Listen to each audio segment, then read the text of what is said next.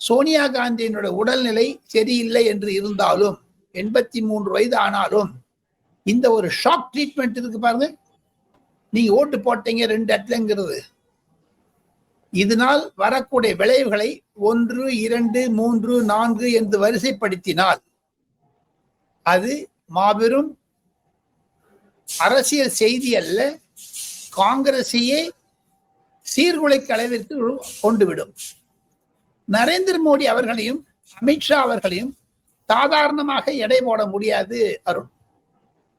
நீங்க என்னதான் சொன்னாலும் ஓட்டு சோரின்னு சொல்லிட்டா கூட ராகுல் காந்திக்கும் சோனியா காந்திக்கும் பிரியங்கா காந்திக்கும் இருக்கக்கூடிய அச்சம் என்ன என்று கேட்டால், அடுத்த வாரம் துணை ஜனாதிபதி தேர்தல் முடிந்தவுடன், வேட்பாளர் பெயர் வந்தவுடன் ராகுல் காந்தியையும் ராபர்ட் வாத்ராவையும் கைது செய்ய இருக்கிறார்கள் என்ற ஒரு செய்தி வந்தவுடன் தான் ராகுல் காந்திக்கு இந்த மாதிரி படபடப்பு ஆரம்பித்தது, ஓட்டு சோரி என்று.